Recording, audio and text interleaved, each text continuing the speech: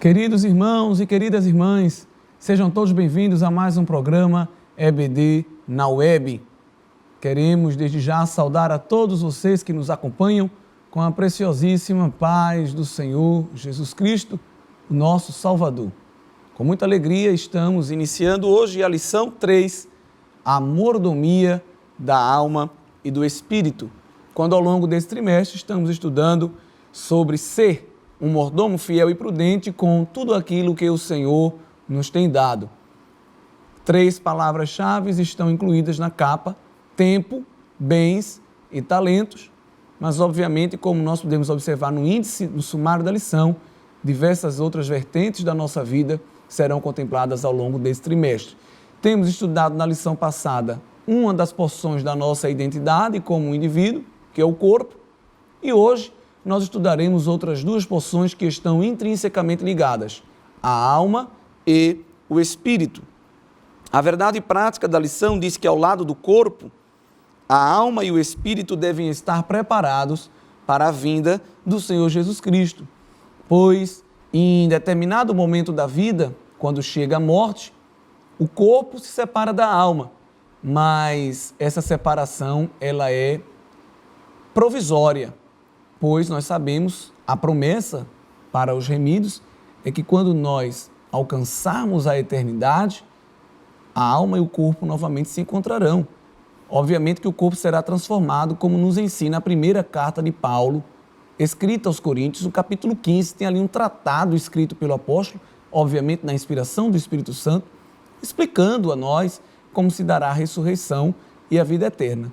Então, o corpo que nós possuímos e que é deteriorado, decomposto pelos fungos e bactérias após a morte, aqui na Terra, a morte física, esse corpo ele é desfeito, sim, obviamente. E a alma, ela segue para o Senhor, justamente como espírito, né? Nós temos o famoso texto bíblico, que o pó volte à terra e o espírito a Deus que o deu. Então, a visão bíblica está muito bem relacionada com essa ideia de que, após a morte, o corpo se desfaz, cumprindo aí, tanto numa visão científica, a reciclagem da matéria, como numa visão teológica, bíblica, o pó voltando ao lugar de sua origem, pois o homem vem do pó. Salmo 103 diz que ele conhece a nossa estrutura e sabe que nós somos pó. Agora, a alma passa à dimensão espiritual e se reencontrará com o corpo que foi deteriorado. Como o apóstolo Paulo nos diz, não abrir e piscar de olhos, não abrir e fechar de olhos. E aí é um grande mistério que isso será feito de forma muito rápida e milagrosa pelo Senhor Deus. Teremos agora o nosso corpo transformado em corpo glorioso para podermos adentrar nas bodas do Cordeiro, na cidade celestial e depois, obviamente, quando essa cidade descer sobre a terra e nós estaremos transformados com Cristo. Então, tudo isso está bem embasado biblicamente e foram necessárias 2 lições nesse trimestre para nós entendermos bem qual é a relação do crente com o seu corpo e com a sua alma e o seu espírito. É importante que você, professor, ao longo da aula da lição 3, esteja sempre recapitulando pontos essenciais da lição anterior, pois essas 2 lições elas estão muito bem envolvidas e houve aí uma necessidade de dividi-la, obviamente, para que a gente pudesse entender um pouco melhor como é que se dá essa subdivisão do nosso corpo. Você está vendo aí uma figura, que é uma figura bem didática que eu elaborei e que você pode utilizar na sua aula, que mostra 3 fatias, como 3 fatias de uma pizza. E nós temos 2 porções que estão um pouco mais unidas, que é o espírito e a alma, e a terceira porção, que se refere ao corpo, numa tonalidade mais escura, está um pouco mais desprendida da figura total. É importante chamar a atenção que o espírito e a alma juntos, à luz da Bíblia, são chamados de homem interior. E o corpo é denominado homem exterior. Então, o corpo, nós já vimos, é este invólucro, este receptáculo, essa estrutura que cedia, recebe e veicula a alma e o espírito, que são invisíveis, imateriais, porém são reais. Então é importante que nós estejamos bem atentos a explicitar essa constituição tricotômica do homem. Está aparecendo aí também no vídeo essa terminologia que por si só ela é também dicotômica. Por que dicotômica? Ela é uma polêmica dentro da teologia. O homem é composto de 2 porções ou é composto de 3 porções? Então há uma teoria que diz que o homem é formado por corpo e alma, e espírito seria sinônimo de alma, essa teoria é chamada de dicotomia. E a terceira, ou melhor, a segunda teoria, que é a tricotomia, explica que o homem é formado por essas 3 porções que nós estamos vendo aí na figura: o espírito, a alma e o corpo. Nós, assembleianos, de acordo com a nossa declaração de fé, de acordo com o nosso credo, cremos que o homem é tricotômico. Tanto que o comentarista da lição, obviamente, abalizado por um conselho de doutrina da igreja, está aí defendendo a visão tricotômica, que não é apenas a visão do comentarista da lição, não é a minha visão, que estou aqui repassando para vocês, mas é o credo doutrinário da Assembleia de Deus e de diversos outros segmentos evangélicos, né? É interessante também chamar a atenção que, biblicamente falando, algumas pessoas vão utilizar os próprios trechos da Bíblia para defender a dicotomia. E os mesmos trechos da Bíblia vão ser utilizados para defender a tricotomia. Mas os textos bíblicos são bastante claros para mim, para você e para qualquer outro leitor ou intérprete, a fim de demonstrar que nós somos formados por 3 fatias. Que textos são esses? O texto áureo, onde foi retirado o texto bíblico da nossa lição. O texto áureo que está lá em 1 Tessalonicenses, capítulo 5 e 23, está aparecendo aí no vídeo, nos diz: e o mesmo Deus de paz vos santifique em tudo, todo o vosso espírito e alma e corpo sejam plenamente conservados e irrepreensíveis para a vinda de nosso Senhor Jesus Cristo. Primeira carta de Paulo aos Tessalonicenses, capítulo 5, versículo 23, está mostrando aí as 3 porções explicitamente. Deus não está interessado apenas no nosso corpo, como nós estudamos na lição anterior, mas também está interessado na santificação da porção imaterial do homem interior, a saber, a alma e o espírito.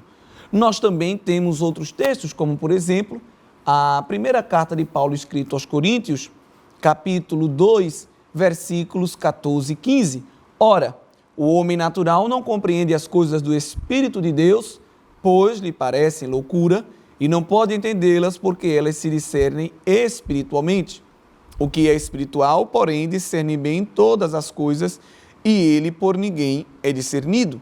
Veja que Paulo aqui vai utilizar a palavra para ligar-se à carne e palavra para ligar-se ao espírito, compreendendo bem aí essa divisão. E nas palavras originais grego, ele está utilizando palavras diferenciadas também. No capítulo 3, versículos 1, 3 e 4, ele diz: eu, irmãos, não vos pude falar como a espirituais, mas como a carnais, como a meninos em Cristo. Ainda sois carnais, pois havendo entre vós inveja e contendas, não estáis sendo carnais e agis conforme os mundanos, pois dizendo um eu sou de Paulo e o outro eu de Apolo, não sois carnais. Veja que o termo carnal que ele usa aqui tem uma conotação física, mas também tem uma conotação moral. Ele utiliza a expressão carnal como que adjetivando um comportamento pecaminoso. Nós sabemos que tudo que está ligado à carne, ao corpo, ao soma, obviamente, tem uma conotação pecaminosa, pois é a natureza humana, o velho homem. Através da obra redentora de Cristo, o nosso corpo passa a ser templo e morada do Espírito Santo e abriga o Espírito de Deus. Isso vai ser refletido e reverberado nas nossas atitudes cotidianas. Por isso que o apóstolo Paulo, escrevendo à igreja na Galácia, vai dizer: olha, se nós somos espirituais, nós devemos andar, nós devemos viver como pessoas espirituais. Se estamos no Espírito, devemos viver como quem está no Espírito. Então, o crente sofre um upgrade. Veja assim, na sua conversão, ele passa dessa dimensão carnal para uma dimensão espiritual. Nós temos também Hebreus, capítulo 4 e o versículo 12, que é um texto muito conhecido de todos nós e que revela que alma e espírito não são sinônimos. Biblicamente, são palavras diferenciadas e se referem a coisas distintas, pois se não fosse assim, não tinham por que ser separadas. Hebreus 4 e 12 nos diz, pois a palavra de Deus é viva e eficaz, mais cortante do que qualquer espada de 2 gumes.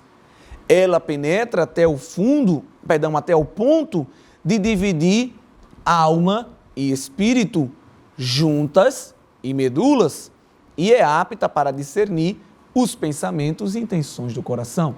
Então, se a palavra de Deus está sendo identificada aqui metaforicamente com uma espada que separa, divide alma de espírito, então é porque são coisas diferenciadas, embora estejam intrinsecamente ligadas. 1 Coríntios, capítulo 15, que é um texto que nós já fizemos referência aqui, o versículo 44, o apóstolo diz, semeia-se corpo animal, é ressuscitado o corpo espiritual. Se há corpo animal, há também corpo espiritual. Então, são alguns textos que você pode e deve utilizar ao longo da aula como um exercício para explicitar a doutrina da tricotomia na formação do ser humano. Na aula passada, nós estudamos, e vale a pena mais uma vez citar aqui, as palavras gregas para corpo, alma e espírito que estão aparecendo aí no rodapé do vídeo. Então, se são 3 palavras diferentes no português, mas são encontradas também 3 palavras diferentes no original neotestamentário, é porque, obviamente, significam coisas diferenciadas, certo? É importante também, atento aos objetivos da lição, que é conceituar alma e espírito, relatar a mordomia da alma e apresentar a mordomia do espírito. É importante, estando atento a esses objetivos, o professor trazer as conceituações do que é alma e do que é espírito. Observe que não precisa mais conceituar corpo, pois nós já fizemos esse trabalho na semana passada. As palavras originais, tanto no hebraico como para o grego, você está vendo aí no rodapé, para alma, se referem à base das experiências conscientes, à própria vida, à personalidade, à própria pessoa e também à sede das emoções, do desejo, das vontades, dos sentimentos de um indivíduo.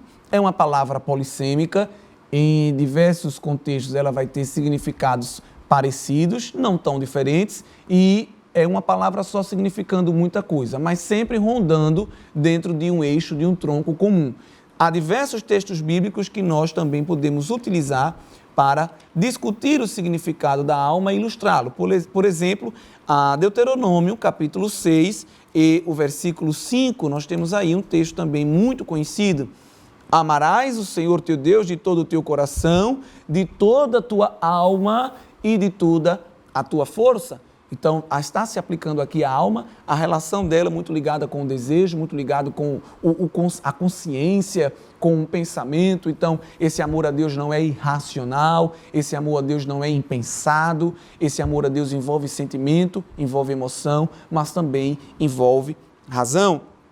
Outros textos bíblicos, como capítulo 14, versículo 25 do mesmo livro, 1 Samuel, capítulo 18, versículo 1, outros textos também que você está vendo aí no rodapé, do mesmo livro 1 Samuel, ou do livro de Jó, vale a pena nós lermos Jó, capítulo 7, e os versículos 11 e 15. São textos de diversos livros da Bíblia que refletem o significado contextual de alma. Por isso, não reprimirei a minha boca, falarei na angústia do meu espírito, eu me queixarei na amargura da minha alma. Coisa interessante que, nesse conjunto de versos, nós temos aqui as 3 dimensões. Boca, se referindo a uma porção do corpo, a angústia do espírito e a amargura da alma. Veja também Jó aqui, aplicando um contexto tricotômico, na revelação do espírito. O famoso texto mesmo de Salmo 40, e 2 dos filhos de Corá: a minha alma tem sede de Deus e do Deus vivo. Como o servo anseia pelas correntes de água, assim suspira a minha alma por ti, ó Deus. Uma brincadeira poética mostrando uma necessidade física e uma necessidade espiritual. Olha, nós não bebemos água, H2O, no seu estado líquido para satisfazer a alma. A água é uma necessidade de hidratação do corpo, mas os filhos de Corá, inspirados pelo Espírito Santo, fazem esse salmo mostrando, assim como o corpo tem as suas necessidades, a alma também tem as suas necessidades espirituais. As necessidades do corpo são físicas, como água e alimento, e as necessidades da alma são espirituais, sentimentais, volitivas. É por isso que o Salmo 23 mostra que o Senhor, que eu e você serve, Ele também supre as nossas necessidades espirituais. Deus é aquele que manda pão, manda água, nos dá livramento, manda vestimenta, tudo o que nós necessitamos. Mas o Salmo 23 diz que esse bom pastor também refrigera a alma. Aleluia! Nesse Deus nós encontramos todas as nossas necessidades supridas, até as necessidades invisíveis, porém real. Aquele momento de estresse, aquele momento de agonia, de depressão, de opressão, de tristeza e qualquer outra raiz de amargura e de sentimento ruim podem ser vencidos na presença do Senhor, o nosso Deus, que cuida também da nossa alma e supre as suas necessidades. Salmo 84, outro lindo salmo, outro lindo hino do inário dos judeus, também dos filhos de Corá, nos diz no versículo 2: a minha alma suspira e desfalece pelos atos do Senhor. Meu coração e a minha carne clamam pelo Deus vivo. Aqui também ele utiliza a carne como a porção somática, a porção corporal, e utiliza também a alma como a porção dos desejos, da identidade, da vontade. Eu tenho vontade de estar na tua casa. E ele faz isso de forma poética. A minha alma suspira, desfalece, ou seja, perde forças. Isso são atos do corpo. É o corpo que desfalece, é o corpo que sente força ou sente fraqueza. É através do corpo que a gente suspira, respira, inspira, expira. Mas aqui de forma espiritual, os salmistas estão tentando explicar a vontade que a alma tem de estar na presença do Senhor, o nosso Deus. É interessante que a Bíblia, ela não vai falar muito da origem da alma, nem no Antigo, nem no Novo Testamento. Mas, na própria Bíblia, nós vamos encontrar muita revelação de Deus sobre o destino da alma. Aquela famosa parábola que o Senhor Jesus contou sobre o rico e Lázaro nos evangelhos, nós vamos encontrar uma visão aí da explicação do destino da alma. Então Deus não explica muito sobre a sua origem. A origem da alma é um mistério e nós temos no comentário da lição algumas teorias que tentam explicar, como por exemplo a teoria do espiritismo, da reencarnação, que diz que a alma vai repetindo ciclos de vida contínuos até atingir uma dimensão espiritual. Os pecados que a gente comete aqui fazem com que a nossa alma volte em outras vidas para outro corpo, para que a gente possa pagá-los aqui. Não cremos em nada disso, cada um de nós tem apenas uma oportunidade de viver aqui e pagaremos tudo o que estamos fazendo, quer bom, quer mal, diante do Senhor. Prestaremos conta de, obviamente, tudo. Mas Deus não vai dar a gente uma outra oportunidade de voltar aqui na terra e entrar em outro corpo, e aí as pessoas vão ludibriando, enganando. Na outra vida eu era um cigano, na outra vida eu era um bombeiro. Eu gosto muito de pão, porque na outra vida eu era um padeiro. Eu tenho medo de leão, porque na outra vida um leão me tragou. E aí você vai ouvindo todo tipo de história, todo tipo de coisa, tentando se buscar subterfúgios e alternativas espirituais para algo que não existe, quando na verdade a Bíblia é muito clara: depois da morte segue-se o juízo. Então, cuidado com o que você está fazendo aqui na terra. Por quê? Porque isso vai reverberar simplesmente na eternidade e não tem remendos na eternidade. Tudo ficará claro diante do Senhor, o nosso Deus. Então é importante também nós chamarmos atenção para tudo isso. Agora, nós cremos na teoria participativa, onde homem e mulher, através da reprodução, participam juntamente com Deus da constituição do ser humano. Então, através da reprodução, onde o homem interage com o gameta masculino, o espermatozoide, e a mulher com o gameta feminino, o óvulo, e esses dois gametas vivenciam a fecundação, que é a entrada do espermatozoide no óvulo, e aí se inicia através de sucessivas divisões mitóticas, como a biologia nos ensina, nós vamos ter aí um ser vivo, um indivíduo, um ser humano sendo formado biologicamente. Mas, à luz da Bíblia, nós entendemos que nesse momento também Deus sopra o fôlego de vida e Deus institui ali a porção da alma. Então, o homem interior e o homem exterior se encontram formando esse novo ser, como nós vamos encontrar em alguns textos bíblicos, Atos 17, 28, Hebreus 1 e 3, e um texto muito lindo lá no finalzinho do cânone do Antigo Testamento, no livro escrito pelo profeta Zacarias, capítulo 12 e o versículo 1. Esta é a palavra do Senhor acerca de Israel, palavra do Senhor que estende o céu, funda a terra e forma o espírito do homem dentro dele. Então, observe que na Bíblia está muito claro, vem a porção material, a porção corporal, e ali Deus forma a porção espiritual e material do homem. Por falar em espírito, também você tem aí a palavra grega utilizada, no Antigo Testamento é ruá, que está relacionada a fôlego, a sopro. No Novo Testamento é pneuma, de onde vem a pneumatologia, que é a área da teologia sistemática que estuda o Espírito Santo, por exemplo. O Espírito está relacionado com a personalidade humana, o próprio ser, a fonte de discernimento, as emoções e as vontades. E alguns teólogos vão, na minha opinião, descrever bem a definição da porção espiritual, que é o princípio divino da vida nova em Cristo ou a parte mais elevada do ser humano aberta à influência do Espírito Santo. Então, o Espírito é aquela porção nossa que interage diretamente com a porção espiritual de Deus. É este elo de comunicação, esse elo de ligação com Deus, onde também será manifestada a partir dele, inclusive no nosso corpo, os frutos do Espírito, o andar em Espírito, a nova vida em Cristo Jesus. Como nós vamos ver, por exemplo, na carta aos Romanos, no capítulo 5 e o versículo 5, nós temos aí diversos textos que vão corroborar isso. Ora, a esperança não traz confusão, porque o amor de Deus está derramado em nosso coração pelo Espírito Santo que nos foi dado.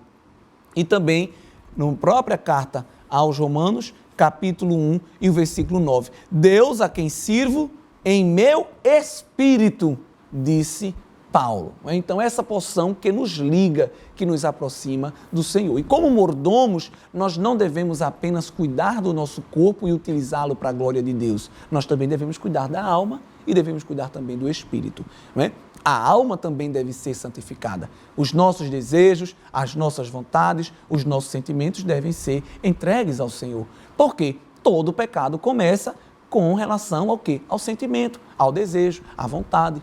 Seja qual for o pecado, ele não surge do nada. Ele começa lá na vista, como nos mostra o apóstolo Tiago, e aí depois envolve o coração, a vontade, e aí termina no ato, não é? O pecado é uma obra que ela vai sendo feita até ser consumada. Ninguém diz, pequei assim de repente, como nada, né? Porque isso iria nos esquivar, nos isentar da nossa responsabilidade, obviamente. Então, como mordomos do espírito e da alma, devemos levar uma vida espiritual, fechar um pouco mais essa boca, refrear mais essa língua, pedir ao Senhor que nos ajude no nosso olhar, a olhar somente para Ele, buscar respostas nele, não cobiçar aquilo que não é nosso, não fazer julgamentos prévios, ser honestos, andar numa vida santa de forma ética, moral, relacionado a todas as instâncias e patamares